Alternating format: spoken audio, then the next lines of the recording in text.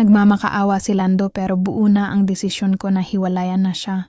Para sa kaligayahan ng anak ko ay handa akong isakripisyo ang kaligayahan ko. Ilang araw ang lumipas na matabang ang pakikitungo ng anak ko sa akin.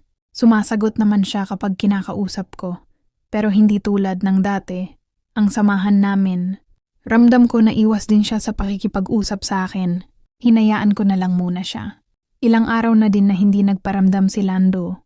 Yun naman talaga ang gusto ko, ang makaiwas na sa kanya. Ngunit hindi ko pa din maiwasan na mamiss siya. Ang pagmamahal at pag-aalaga niya. Ang mga yakap at halik niya. Aaminin kong hindi madali dahil minahal ko talaga siya. Mas okay na ang ganun. Yung hindi na niya ako kulitin. At hinrin ako mahirapan pa. Unti-unti naman ay nagiging okay na ang lahat. Kahit paano ay kinakausap na din ako ng anak ko. Alam na niya din na hiniwalayan ko na si Lando. Unti-unti na sanang bumabalik sa normal ang lahat pero may isang pangyayari na babago ulit ng takbo ng buhay namin. Isang umaga kasi nakakaalis lang ni Nicole ay bigla na lang na pumasok sa bahay si Lando. Hindi ko na kaya, Nancy. Sobrang mahal kita na miss na kita saad nito. Ano ka ba, Lando? Nag-usap na tayo, diba? Hindi na tayo pwede. Ayaw ko na at ayaw kong saktan ang anak ko. Pero ikaw talaga ang mahal ko, Nancy, at hindi ko maaring ibaling sa iba ang pagmamahal ko. Kahit na kay Nicole pa, subukan mo, Lando. Subukan mong pagtuunan ng pansin si Nicole. Bigla na lang ay niyakap ako ng mahigpit nito. Ikaw ang mahal ko, Nancy, wala nang iba. Hindi ko na alam ang isasagot ko sa kanya. Ramdam ko sa yakap niya ang pagmamahal niya. Alam kong hirap na din siya. Dahil doon ay tinugon ko na din ang yakap niya. Ngunit yun ay upang pakalmahim lang sana siya. Matututunan mo din siyang mahalin, Lando. Mabait ang anak ko at mahal ka niya. Noon pa lang ay minamahal ka na niya. Yun ang sinabi ko habang nakayakap na din at hinahagod ang likod niya. Hindi ko na malayan na sumunod pala si Eloisa kay Lando. Naabutan niya kami na magkayakap sa sala. Hindi ko napansin na nakapasok na pala siya. Nagkagulatan pa kami nang magkatitigan. Anong ibig sabihin nito, Mare? Lando? Magpapaliwanag ako, Mare. Kung ano man ang iniisip mo, hindi iyon yun saad ko. Ngunit bigla na lang nagsalita si Lando. Mahal ko si Nancy, Mama. Siya talaga ang mahal ko noon pa at hindi si Nicole. Matapang na saad ni Lando. Nasisiraan ka na ba, Lando? Parang nanay mo na yan, Ate Nancy mo. Magtigil ka nga sa mga sinasabi mo. Galit na saad ni Eloisa kay Lando. At ikaw naman, Mare, ang laki ng tiwala ko sa'yo. Ang buong akala ko ay ang anak mo. Ang gusto mo para kay Lando. Ikaw pala ang lalandi sa anak ko.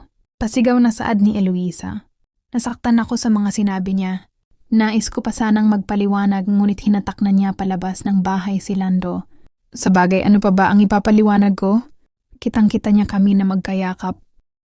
Isa pa ay umamin na din sa kanya si Lando na ako, ang totoong mahal nito. Hindi ko alam kung dapat ba akong magsisi sa pagtugon ko. Nang yakap kay Lando, wala akong nagawa kundi umiyak. Nang mga oras na yon, ilang araw akong nag-isip. Hindi ko alam kung paano haharapin si Eloisa. Nahihiya ako sa kanya, hanggang sa mapagdesisyonan ko na lang na lumayo.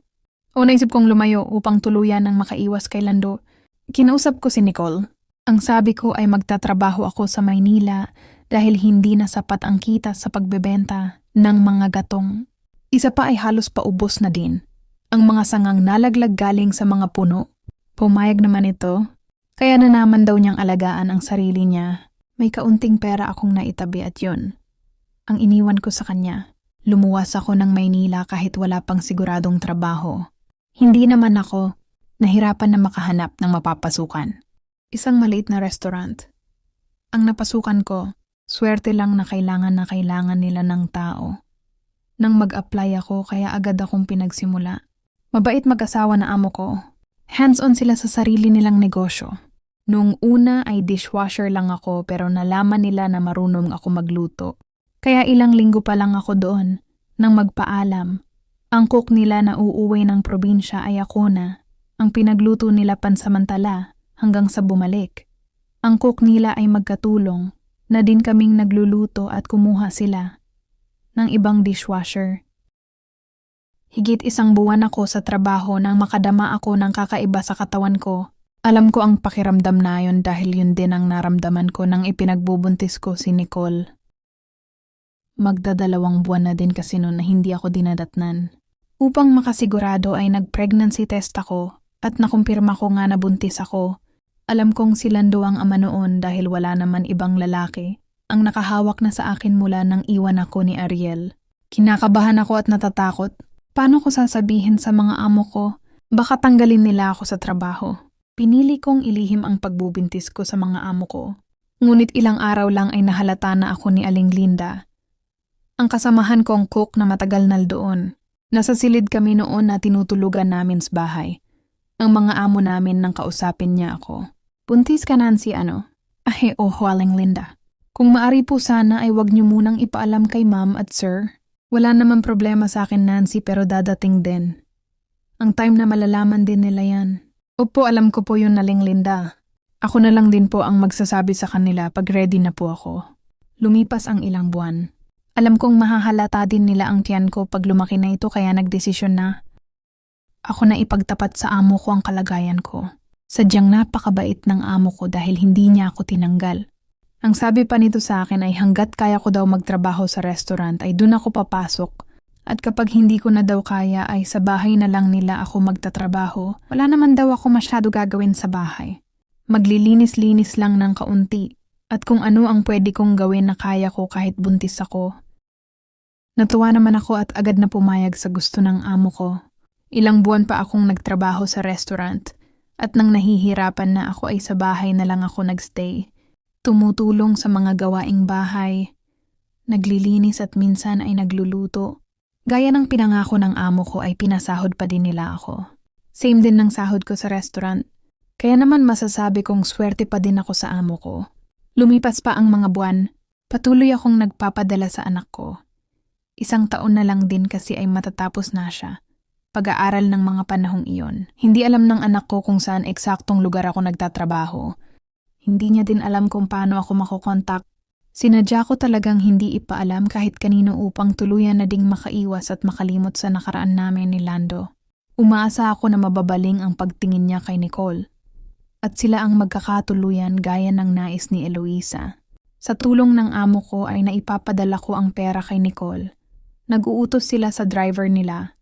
At ito na din ang tumatawag para ipaalam kay Nicole na may padala ako.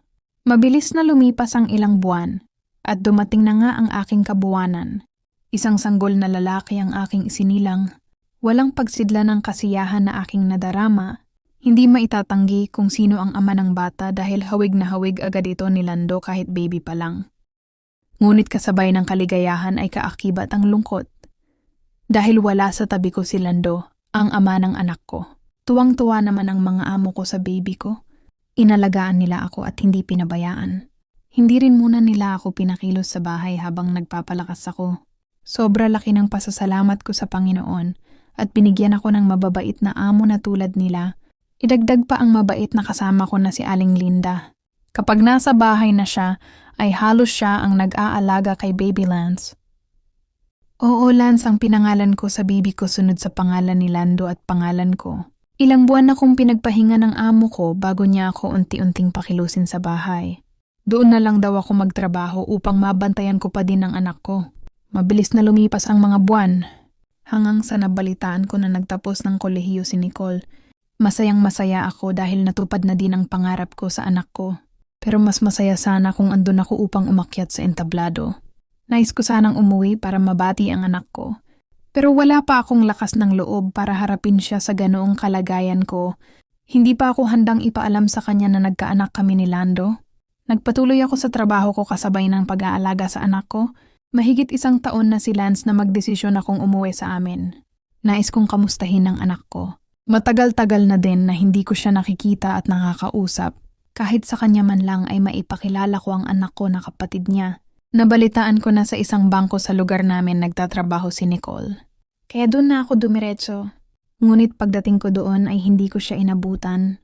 Karga ang anak ko ay nakausap ko ang isa niyang katrabaho. Ma'am, naka-leave po ngayon si Nicole dahil may inaasikaso po ata sa bahay. Ganun ba? Sige, salamat. Sumakay ako ng tricycle at nagpadiretso sa bahay namin.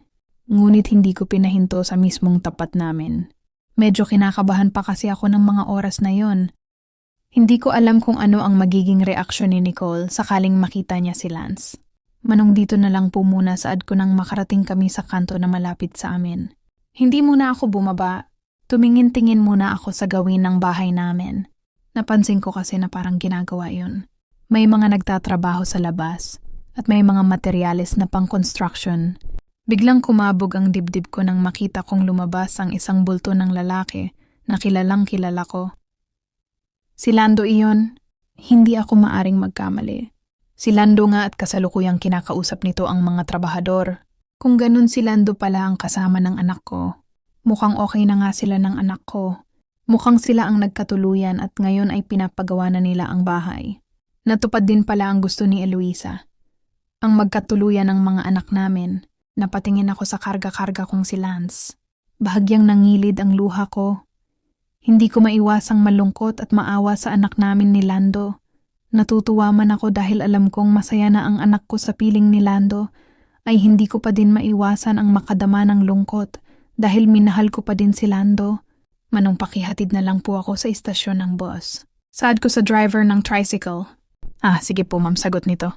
Napansin nito ang bahagyang pag-iyak ko. Hindi ko kasi napigil ang pagpatak ng luha ko. Bumalik ako sa Maynila na hindi nakausap ang anak ko. Okay lang naman sa amo ko na magpatuloy ako sa trabaho kahit may baby ako. Tinuloy ko ang buhay ko sa Maynila. Nagtrabaho lang ako ng nagtrabaho. Nag-ipon ng pera para sa kinabukasan ng anak ko. Wala naman akong ibang maaasahan kundi ang sarili ko. Wala na din akong balak na makipagrelasyon pa sa ibang lalaki. 1 buwan, 1 taon, 2 taon, 3 taon. Ginugol ko ang panahong iyon sa trabaho hanggang makaipon ako. Ang totoo hindi lang salapi ang naipon ko. Nakaipon na din ako ng lakas ng loob upang harapin ang anak ko at si Lando.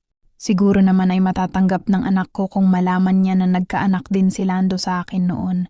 Hindi ko maaring ilihim ng habang panahon sa kanila ang lahat.